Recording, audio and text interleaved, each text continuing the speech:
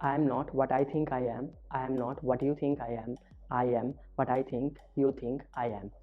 Friends, इसका मतलब ये है कि हमारी आइडेंटिटी बहुत ज़्यादा इस चीज़ पर डिपेंड करती है कि दूसरे हमारे बारे में क्या सोचते हैं। इस बुक के पहले चैप्टर का नाम है I am what I think I am, और इस चैप्टर में जय शेट्टी ने आइडेंटिटी और वैल्यूज़ के बारे में बात किया है। जैसे कि मैं लास्ट वीडियो में स्टोरी बता रहा था आपको जय शेट्टी का, जो उनके आश्रम में हुआ था। चलिए पहले मैं उसको कंप्लीट करता हूँ। तो फ्रेंड्स, हुआ ये था कि जय शेट्टी के जो गुरु हैं, गुरु गौरंगा दास, वो जय शेट्टी को आश्रम के स्टोर रूम में लेकर गए और एक मिरर के सामने ले जाकर खड़ा कर दिया। वो मिरर बहुत ही गंदा था, उस पर डस्ट जमा हुआ था। और जय से पूछा कि जय, तुम्हें इस मिरर में क्या दिख रहा है? जय ने कहा कि मैं खुद को नहीं देख पा रहा हूँ इस मिरर में। उसके बाद फिर उनके गुरुजी ने उनसे कहा कि जय, बिल्कुल इसी तरीके से हम अपने वैल्यूज़ को और अपने आइडेंटिटीज़ को नहीं देख पाते हैं जब मिरर पे धूल जमी हुई होती है।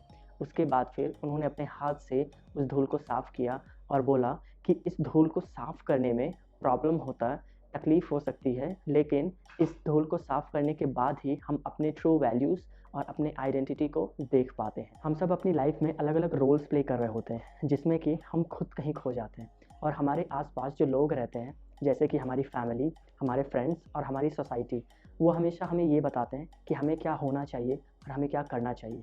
वो हमेशा हमारे पास अलग अलग एक्सपेक्टेशंस, ओपिनियंस और ऑब्लिगेशंस लेकर आते हैं। वो हमें बताते हैं कि हमें क्या करना है, क्या नहीं करना है, और अगर हम कुछ कर रहे हैं तो उसके लिए उनका ओपिनियन क्या है। सोसाइटी में ये जो नियम है, ये किसी कारण की वजह से हैं, लेकिन अगर आप इन सारे नियमों को फॉलो करने लगे बिना खुद को जाने, बिना अपने वैल्यूज़ को पहचाने, तो आप हमेशा अनसेटिस्फाइड रहेंगे, चाहे आप लाइफ में कुछ भी अचीव कर लें। जो लोग आपको प्यार करते हैं उनको आपको चुप नहीं करवाना है, लेकिन लाइफ को लेकर के उनका जो एक डेफिनेशन है, उसके बेसिस पे आपको अपनी ज़िंदगी के फैसले नहीं लेने हैं। इस चैप्टर में जय शेट्टी ने मीडिया माइंड गेम के बारे में बताया, जिसमें वो ये कहते हैं कि हमारे वैल्यूज़ बहुत ज़्यादा इन्फ्लुएंस होते हैं उन चीज़ों से जो हमारा माइंड एब्जॉर्ब करता है। हालांकि उन्होंने ये भी बताया कि हम ये माइंड नहीं है, लेकिन ये माइंड हमारे इस चश्मे की तरह है जिससे हम खुद को और बाकी दुनिया को देखते हैं, और जितने भी आउटर वॉइसेस होते हैं वो इस चश्मे पर लगी गंदगी की तरह है। अगर वो लगे रहते हैं तो हम खुद को और बाकी दुनिया को ना ही साफ देख पाते हैं और ना ही समझ पाते हैं।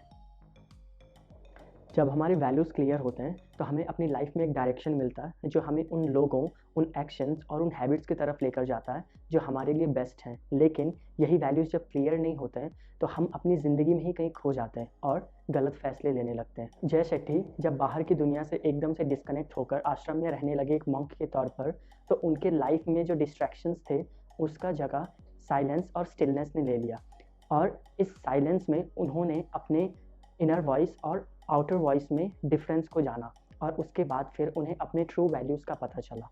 और जाहिर सी बात है, अपने वैल्यूज़ को जानने के लिए हम सब आउटर वर्ल्ड से डिस्कनेक्ट होकर आश्रम में तो नहीं रह सकते। इसीलिए जय शेट्टी ने कुछ प्रैक्टिकल तरीके बताए हैं जिसको अपनी लाइफ में इम्प्लीमेंट करके हम अपने वैल्यूज़ को पहचान सकते हैं। अपने ट्रू वैल्यूज़ को पहचानने के लिए जय ने हमें 3 तरीके बताए हैं। पहला, रोज़ दिन में एक बार हमें बैठकर मेडिटेट करना चाहिए कि हमारा दिन कैसा गया और हमने कैसे इमोशंस फील किए। दूसरा, महीने में एक बार हमें किसी ऐसी जगह पर जाना चाहिए जहां हम शांत हो सकें, जहां हम शांति महसूस कर सकें। और तीसरा, हमें अपने हॉबी से रिलेटेड कुछ करना चाहिए जिससे हमें अच्छा फील हो।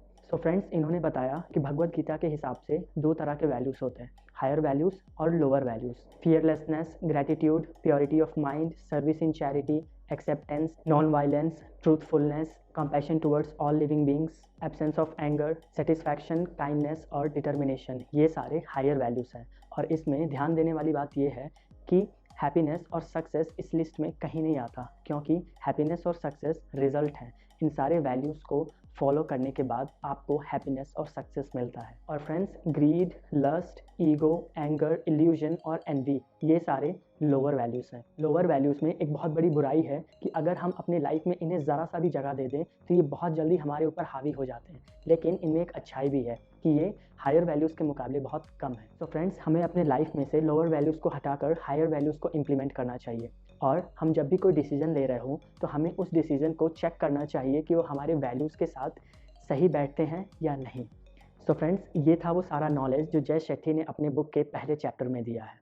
दूसरे चैप्टर का वीडियो मैं जल्दी ही लाने वाला हूँ, जिसमें मैं आपको ये बताऊँगा कि कैसे एक बुरा राजा खाली पेट रह गया। तब तक के लिए बाय।